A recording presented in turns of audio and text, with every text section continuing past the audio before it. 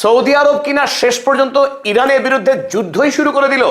গতকাল রাতে আমেরিকার মিলিটারির সাথে হাতে হাত মিলিয়ে সৌদি আরবের সৈন্যবাহিনী ব্যাপকভাবে বোমাবাজি করেছে ইরাকি পিএমএফ মিলিশিয়ার সদর দপ্তরে। আর যে আক্রমণে 20 জন মিলিশিয়ার নিশ্চিত মৃত্যুর খবর পাওয়া গেছে এখনো পর্যন্ত।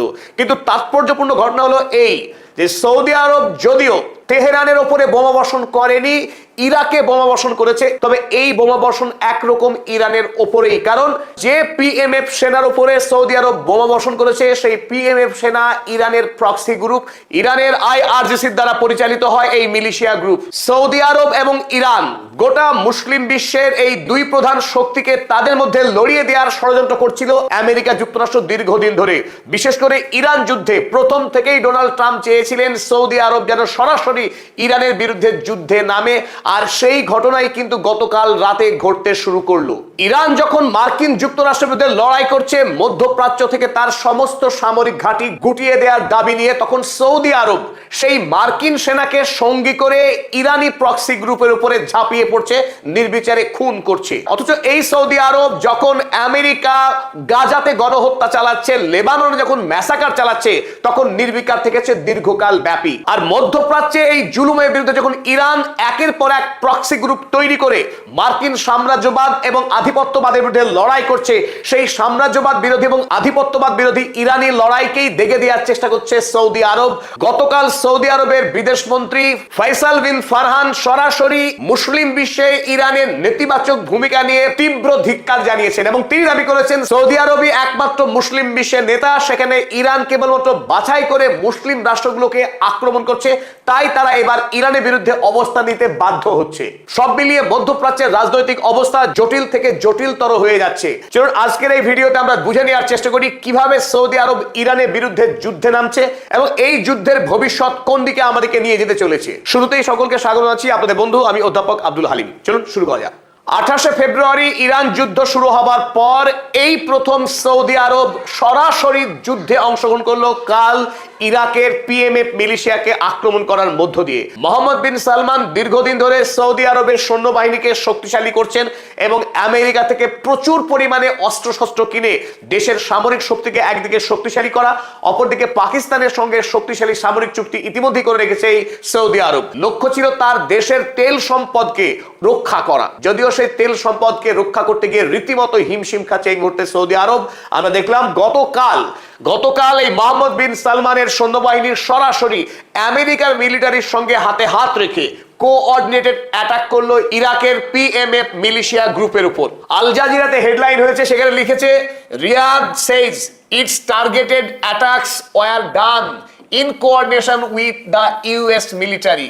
সৌদি আরব তারা যে অভিযান চালিয়েছে সেই অভিযান প্রত্যক্ষ সহযোগিতায় করা হয়েছে আমেরিকার সৈন্যবাহিনীর সাথে। এইখানেই যত আপত্তি মধ্যপ্রাচ্যের, এখানেই যত আপত্তি আমাদের, এখানেই যত আপত্তি ইরানের। ইরান বরাবর এই অভিযোগ চালিয়ে আসছিল, যখন আমেরিকা ইরানের উপরে দ্বিতীয়বারের যুদ্ধ শুরু করলো তখন তলে তলে আমেরিকা আর সৌদি আরব তারা গোপন চুক্তি সম্পাদন করতে শুরু করেছে এবং ইরানের বিরুদ্ধে তারা ষড়যন্ত্র করছে। এই কারণেই ইরানের একাধিক প্রক্সি গ্রুপ সৌদি আরবকে শাস্তি দেওয়ার জন্য আক্রমণ শুরু করেছিল। ঝুলি থেকে কিন্তু সাপ বেরিয়ে এলো ঠিক এই ঘটনাতেই। তার জবাবে অর্থাৎ সৌদি আরবের তেল খনিতে হামলা করার জবাব দিতে গিয়ে সৌদি আরব ডেকে আনলো কাকে? আমেরিকাকে। আমেরিকার সাহায্য নিয়েই সৌদি আরব হামলা চালালো ইরাকের এই ইরানি প্রক্সি গ্রুপের উপরে। অর্থাৎ বকলমে ইরান যে কারণে তার প্রক্সি গ্রুপকে সৌদি আরবের বিরুদ্ধে লড়াই করতে উৎসাহিত করছে, সেই কারণ যে সত্য ছিল তা প্রমাণ হলো এই বয়ানটাই। Attacks were done in coordination with the US military. Saudi Arab যদি সত্যিকারে একটি স্বাধীন সার্বভৌম রাষ্ট্র হয়ে থাকে তবে সে নিজেই লড়াই করুক এই সমস্ত মিলিশিয়ার বিরুদ্ধে। নিজে লড়াই না করতে পেরে আমেরিকাকে ডেকে এনে মধ্যপ্রাচ্যে অশান্তি তৈরি করা যে কাজ করছে এই রাষ্ট্রগুলো, এদের বিরুদ্ধে ইরান যুদ্ধ শুরু করেছে। চলুন এবার দেখে নিই আমেরিকা এবং সৌদি আরবের এই মিলিত আক্রমণে পিএমএফ গ্রুপের উপরে কতটা ক্ষতি করতে পারলো। US Saudi air strikes kill at least 20 Iraqi fighters. 20 জন ইরাকি পিএমএফ ফাইটার্সের মৃত্যু হয়েছে বলে ইতিমধ্যে কনফার্ম। আক্রমণ চালানো হয়েছে পিএমএফ এর হেডকোয়ার্টার নিনেভেতে। বাসরার মিউনিশন ডিপোতে আক্রমণ করা হয়েছে রাতে। ক্রস বর্ডার লজিস্টিক ফ্যাসিলিটিজ অর্থাৎ ইরাক এবং ইরানের মধ্যে যে সংযোগ রক্ষাকারী যে ব্যবস্থাপনা রয়েছে সেখানে আক্রমণ করা হয়েছে। এবং ওয়াসিতে এই পিএমএফ গ্রুপে যে ড্রোন লঞ্চিং সাইট ছিল সেই সাইটগুলোতে বোমা বর্ষণ করেছে সৌদি এবং মার্কিন বাহিনী মিলিতভাবে। এখন স্বাভাবিকভাবে প্রশ্ন উঠতে পারে যে সৌদি আরব আক্রমণ করলো ইরাকের একটি মিলিশিয়া গোষ্ঠীকে, আর সেই গোষ্ঠীকে আক্রমণ করা কিভাবে ইরানকে আক্রমণ করা নামান্তর হয়? নামান্তর এই কারণেই হয় যে সৌদি আরব সরাসরি ইরানে আক্রমণ করবে সেই ধৃষ্টতা বা সেই সাহস সৌদি আরবের নেই। যদি সেই আক্রমণ করে ফেলে তাহলে দ্বিতীয় দিন জানতে হবে সৌদি আরবের জন্য অশেষ দুঃখ অপেক্ষা করছে। কারণ সৌদি আরবের কোনো তেল শোধনাগার, কোন তেলের খনি আস্ত থাকবে না, সেখানে হাজার হাজার মিসাইল এবং ড্রোন এসে আছড়ে পড়বে। তাই অগত্যা এই মুহূর্তে ইরানের অর্থ দ্বারা পরিচালিত, ইরানের মতাদর্শ দ্বারা পরিচালিত যে পিএমএফ গ্রুপ, সেই পিএমএফ গ্রুপের উপরে আক্রমণ করে ক্ষান্ত থাকলো সৌদি আরব। একটি বার্তা দিতে চাইলো যদি খুব বেশি সৌদি আরবে আক্রমণ করা হয় তাহলে সৌদি আরব চুপ করে বসে থাকবে না, আর আমেরিকাও চুপ করে বসে থাকবে না। আমেরিকাও তার সঙ্গে এসে লড়াই করবে সেই সমস্ত গোষ্ঠীর বিরুদ্ধে। একটি মজার সমীকরণ যে মধ্যপ্রাচ্যে ইসরায়েলের হয়ে লড়াই করে আমেরিকা যুক্তরাষ্ট্র, সেটা সর্বজন বিদিত। জায়নবাদের হয়ে আমেরিকা লড়াই করে, কারণ জায়নবাদের বন্ধু আমেরিকা যুক্তরাষ্ট্র। অদ্ভুতভাবে সৌদি আরবের হয়ে লড়াই করছে আমেরিকা যুক্তরাষ্ট্র। এই জায়গায় গিয়ে কিন্তু ইসরায়েলের সঙ্গে সৌদি আরব কোথাও মিলে যাচ্ছে। অদ্ভুত। যখন জায়নবাদ মধ্যপ্রাচ্যের একাধিক মুসলিম দেশে গণহত্যা চালাচ্ছে, সৌদি আরব মুখে ক্লু পেটে থাকছে, কোনো তার অবস্থান নেই। অথচ সৌদি আরব দাবি করছে গোটা মুসলিম বিশ্বের তারা উম্মার নেতা, কিন্তু উম্মাকে পরিচালনা করবার জন্য তার যে দর্শন থাকতে হবে, তার যে দৃষ্টিভঙ্গি থাকতে হবে, কেন সে নেতা তার কাজের দ্বারা প্রমাণ দিতে হবে। সৌদি আরবের যুবরাজ মোহাম্মদ বিন সালমান সেই কাজ কিন্তু করে উঠতে পারেননি দীর্ঘদিন ধরে। কেবলমাত্র পরিবারের আখের গোছানো ছাড়া এই সৌদি আরবের সৌদ রাজবংশ গোটা মুসলিম বিশ্বকে নেতৃত্ব দেওয়ার মতো কোনো কাজ ইতিপূর্বে করে উঠতে পারেননি। অথচ ইরান ইসলামিক ভাবাদর্শকে সামনে রেখে যে লড়াই করছে সাম্রাজ্যবাদের বিরুদ্ধে, শোষণের বিরুদ্ধে, এবং মুসলিম বিশ্বে যে সমস্ত অন্যায় হচ্ছে সেই অন্যায়ের বিরুদ্ধে যেভাবে আমেরিকা এবং ইসরায়েলের বিরুদ্ধে রক্ত ঝরিয়ে লড়াই করছে, সেই লড়াই করা ইরানের বিরুদ্ধেই রুখে দাঁড়াচ্ছে সৌদি আরব। পরিহাস। তবে চলুন এবারে আমরা বুঝে নেওয়ার চেষ্টা করি সৌদি আরব কেন অসহায় বোধ করছে, আর কেনই বা রিটালিয়েশন অর্থাৎ প্রত্যাঘাতের পথে গেল। সৌদি আরবের নিজস্ব যুক্তিটা আমরা একটু বোঝার চেষ্টা করি এবার। সৌদি আরবকে গত কয়েকদিনে তিনটি তেল ভর্তি জাহাজ, লাইলিয়া, এনসেলা এবং মাসা নামের তিনটে সৌদি জাহাজে আক্রমণ করেছে হুথি গ্রুপ। ফলে পৃথিবীর কোনো জাহাজ ইন্স্যুরেন্স কোম্পানি আর এই সৌদি আরবের জাহাজগুলোকে ইন্স্যুরেন্স দিতে রাজি হচ্ছে না। ফলে বিদেশের তেল রপ্তানি ক্ষেত্রে সৌদি আরব বড়সড় ঝুঁকির মধ্যে পড়ে যায়। 1 নম্বর। 2 নম্বর, 25 তারিখে জাজান প্রদেশের আরামকো রিফাইনারি, যেখানে প্রতিদিনে 4 লক্ষ ব্যারেল তেল পরিশোধিত হয়, সেই পরিশোধনাগারে আক্রমণ হয়ে যায়। 3 দিন ধরে দাও দাও করে আগুন জ্বলে। সেই রিফাইনারি এখন কমপ্লিটলি সাসপেন্ডেড অবস্থায় পড়ে রয়েছে। এই আক্রমণ চালিয়েছিল হুথি। আবার এই হুথি একই দিনে ইয়ানবু ক্রুড করিডরে মিসাইল হামলা চালায়। সেই মিসাইল হামলা করার পর এই ইয়ানবু করিডরের ব্যাপক ক্ষতি হয়, কারণ ইয়ানবু করিডরের মাধ্যমে যে তেল ইয়ানবু পোর্টে এসে পৌঁছাতো সেই ব্যবস্থাপনা বিপর্যস্ত হয়ে যায়। আবার 2 দিনের মাথাতেই আরো বিভৎস, আরো ভয়ঙ্কর আক্রমণ হয়ে যায় আবকাইক প্রক্রিয়াকরণ কেন্দ্রে। পৃথিবীর সর্ববৃহৎ খনিজ তেলের প্রক্রিয়াকরণ কেন্দ্র আবকাইক, যেখানে একদিনে 70 লক্ষ ব্যারেল তেল প্রক্রিয়াকরণ হয়। সেই আবকাইকের ড্রোন হামলা হয়ে যায়, আর এই হামলার দায়িত্ব স্বীকার করে হুথি গ্রুপ। আর 26, 27 এবং 28 এই 3 দিনে 30টিরও অধিক ড্রোন হামলা করা হয় ইরাকের এই পিএমএফ মিলিশিয়া গ্রুপের পক্ষ থেকে, যাদেরকে গত রাতে আজ 29 তারিখ ভোরবেলায় ব্যাপকভাবে প্রত্যাঘাত শুরু করে সৌদি আরব এবং আমেরিকা মিলিতভাবে। তবে সৌদি আরবের জন্য আরো যেটা যন্ত্রণাদায়ক, এই হুথি গ্রুপ গত 20 জুলাই থেকে একরকম হাতকড়া পরি রেখেছে সৌদি আরবের। সৌদি আরবের অর্থনীতির চালিকা শক্তি প্রাণভোমরা হচ্ছে তার বিদেশের বাজারে তেল রপ্তানি করা। তেল যদি বিক্রি করতে না পারে সৌদি আরব, তবে সৌদি আরব আর সোনার সৌদি আরব থাকবে না। অথচ এই হুথি গ্রুপ গত 20 জুলাই থেকেই বাবাল মান্দাবকে বন্ধ করে রেখেছে। বাবাল মান্দাব আপনারা প্রত্যেকেই জানেন যে এশিয়া মহাদেশের ইয়েমেন এবং আফ্রিকার জিবুতির মাঝখানে একটা সংকীর্ণ জলপথ, যে জলপথ একদিকে লোহিত সাগর, এদিকে আডেন উপসাগরকে সংযুক্ত করে। এই ক্ষুদ্র জলপথ দিয়েই সৌদি আরব বর্তমান সময়ের 74% তেল রপ্তানি করছিল, কারণ ইতিমধ্যে ইরান বন্ধ করে রেখেছে হরমুজ প্রণালী। তাই হরমুজ প্রণালী যখন বন্ধ, তখন সৌদি আরব এই বাবাল মান্দাব দিয়েই তেল রপ্তানি করছিল বিশ্বের বাজারে, আর হুথি দিল বন্ধ করে এই বাবাল মান্দাব। ফলে সৌদি আরবের তেল রপ্তানির এই সংকীর্ণ পথ, এই পথ ধরে বিশ্বের বাজারে মাত্র 24 দিনে পৃথিবীর বিভিন্ন প্রান্তে তেল পৌঁছে দিতে পারত সৌদি আরব। এই পথ বন্ধ হয়ে গেল এই পথ। কেবল পড়ে রইল সুয়েজ ক্যানেল। এই সুয়েজ ক্যানেলের মাধ্যমে ভূমধ্য সাগর ধরে গোটা আফ্রিকা মহাদেশকে পরিক্রমা করে এইভাবে উত্তমাশা অন্তরীপ হয়ে মাদাগাস্কারকে পিছনে ফেলে তারপর বিশ্বের বাজারে তেল রপ্তানি করতে হচ্ছে এখন সৌদি আরবকে। বিগত কয়েকদিনে জাহাজ ভর্তি তেল বেরিয়ে গেছে সুয়েজ ক্যানেল হয়ে, কিন্তু বিশ্বের বাজারে পৌঁছয়নি। কবে পৌঁছাবে এখনো অনেক দেরি, কারণ এই গোটা আফ্রিকা মহাদেশকে পরিক্রমা করে ঘুরে ঘুরে এসে 54 দিন সময় অতিক্রম করে বিশ্বের বাজারে তেল রপ্তানি করতে হবে এখন সৌদি আরবকে। আর নিশ্চিতভাবে এর পশ্চাতে হাত রয়েছে ইরানের, কারণ এই হুথি গ্রুপ ইরানের নির্দেশ ছাড়া বাবাল মান্দাব কখনোই বন্ধ করতো না।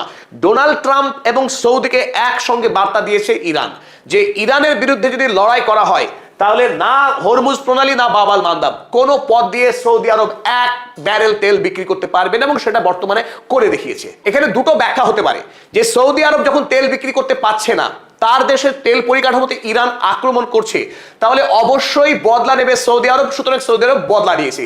কিন্তু ইরানের যুক্তি কি? ইরানের যুক্তি এই, যখন ইরান যুদ্ধ করছে আমেরিকার বিরুদ্ধে মধ্যপ্রাচ্য থেকে আমেরিকাকে দূর করবার জন্য, অথচ সেই সময়ে দাঁড়িয়ে সৌদি আরব গোপনে গোপনে আমেরিকার সঙ্গে পরমাণু চুক্তি করছে, যে চুক্তি সম্পাদিত হলে পরে আমেরিকাকে এই মধ্যপ্রাচ্য থেকে দূর করা এক কথায় অসম্ভব হয়ে যাবে, তার শেকড় আরো বেশি গভীরে যাবে। আর যতদিন আমেরিকা মধ্যপ্রাচ্যে থাকবে ততদিন মধ্যপ্রাচ্যে শোষণ এবং সাম্রাজ্যবাদ একইভাবে চলবে, মধ্যপ্রাচ্য কোনোদিনও শক্তিশালী হতে পারবে না। ঠিক এভাবেই মার খাবে পড়ে পড়ে। গোটা মধ্যপ্রাচ্য গাজাভূমি হবে লেবানন, আর ইসরায়েল ক্রমশ গোটা মধ্যপ্রাচ্য জুড়ে তার জায়নবাদকে ছড়িয়ে দিয়ে গ্রাস করে নেবে। আর ইরান তার বিরুদ্ধে লড়াই করছে, আর যেখানে সৌদি আরব সেই জায়নবাদকে সম্প্রসারণের সুযোগ করে দিচ্ছে। অতএব লড়াইটা মতাদর্শগত, আদর্শগত। ইরান আমেরিকার লড়াইয়ে আদর্শগতভাবে সৌদি আরবের উচিত ছিল ইরানের পাশে দাঁড়ানো, কারণ যে ইরান একটি মহান উদ্দেশ্য নিয়ে এই লড়াই করছে, আর এই লড়াইয়ে গোটা মুসলিম উম্মার ঐক্যবদ্ধ হওয়া উচিত। আর সেই লড়াইয়ে এক না হয়ে উল্টো পথে হাঁটতে শুরু করেছে সৌদি আরব, আর তার জন্য উপযুক্ত আঘাতও সে পেয়েছে। গতকাল সৌদি আরবের বিদেশমন্ত্রী ফয়সাল বিন ফারহান তিনি সাংবাদিক সম্মেলন করেন এবং তাদের ওপরে যে আক্রমণ ইরান সাজাচ্ছে বা পরিচালনা করছে তার বিরুদ্ধে তীব্র প্রতিক্রিয়া ব্যক্ত করেন। তিনি বলেন যে ইরান একটি কপট দেশ, তারা নিজেরা দাবি করছে ইসলামিক দেশ, অথচ বাছাই করে 5টি মুসলিম দেশকে আক্রমণ করেছে। তারা টার্গেট করছে তুরস্ককে, টার্গেট করছে সৌদি আরবকে। এটা সর্বৈব অন্যায় বলে তিনি দাবি করলেন। কিন্তু গোটা পৃথিবী জানে, আমরা সবাই জানি যে ইরান কোনো মুসলিম দেশকে টার্গেট করেনি। ইরান টার্গেট করেছে ওই সমস্ত মুসলিম দেশ, যে সমস্ত মুসলিম দেশের ব্যক্তিত্ব নাই, যাদের কোনো সার্বভৌমত্ব নেই, যারা আমেরিকাকে এনে তাদের দেশে সামরিক ঘাঁটি তৈরি করতে দিয়েছে। বাছাই করে সেই সমস্ত সামরিক ঘাঁটিগুলিকে আক্রমণ করেছে ইরান, কোনো মুসলিম দেশকে আক্রমণ করেনি। অথচ তিনি অর্থাৎ এই ফারহান সম্পূর্ণ মিথ্যা কথা বলে গোটা পৃথিবীর মুসলিম বিশ্বের নেতা হওয়ার চেষ্টা করছেন আরো একবার। আর গোটা পৃথিবী জানে তাদের পরিচয় কি আসলে। যখন গাজাতে ৭৮,০০০-এরও অধিক সাধারণ মানুষ খুন হলো পাশবিক কায়দায় ইসরায়েলি আইডিএফ সেনা মার্কিন বোমাতে যখন খুন হচ্ছেন, পাশাপাশি আরো ১৯ লাখ মানুষ এভাবে না খেতে পেয়ে কঙ্কাল সার হয়ে আছে, মায়ের কোলে থাকা মৃত জীবিত শিশু। এই ছবি কি দেখে না মোহাম্মদ বিন সালমান কি জানে না যে সুদানে এক মহামানবিক সংকট তৈরি হয়েছে, যে মানবিক সংকটের পিছনে দায়ী আরব আমিরাতের মতো রাক্ষসের রাষ্ট্র। সেই রাষ্ট্রের বিরুদ্ধে লড়াই করেছে কে? ইরান। এই গাজার বিরুদ্ধে লড়াই করছে কে? ইরান। কোথায়? সৌদি আরব। এদিকে লেবানন ম্যাসাকার, লেবাননে প্রতিদিন নতুন নতুন নামে ইসরায়েল যে আগ্রাসন চালাচ্ছে, যে আগ্রাসনকে প্রতিদিন সাহায্য করছে আমেরিকা যুক্তরাষ্ট্র। এই সমস্ত মুসলিম বিশ্বের ক্রাইসিসের বিরুদ্ধে সৌদি আরবের কণ্ঠস্বর কোথায়? Where is the Saudi voice? Saudi আরবের কোনো অবস্থান আছে? এর বিরুদ্ধেই ইরানের লড়াই। তাহলে প্রশ্ন কিন্তু খুব জটিল যে মুসলিম বিশ্বের নেতৃত্বের দায়ভার কার কাছে আছে? সেই সৌদ বংশের কাছে আছে, যে সৌদ বংশ নিজের পরিবারকে ক্ষমতায় টিকিয়ে রাখা ছাড়া, আর সেই ক্ষমতায় টিকিয়ে রাখার জন্য আমেরিকার পদলেহন করা ছাড়া যে কিছুই বোঝে না।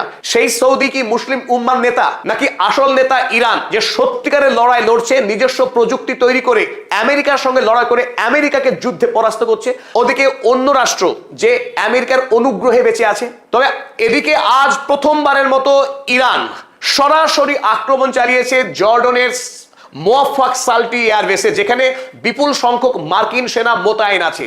প্রথমবারের মতো ইরান প্রত্যাঘাত নয়, সরাসরি আক্রমণ চালালো মার্কিন কোন সেনা ছাউনিতে।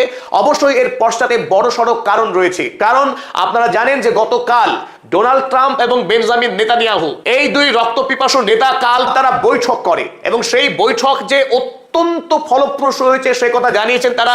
Best conversation Netanyahu after Trump meeting since Iran war.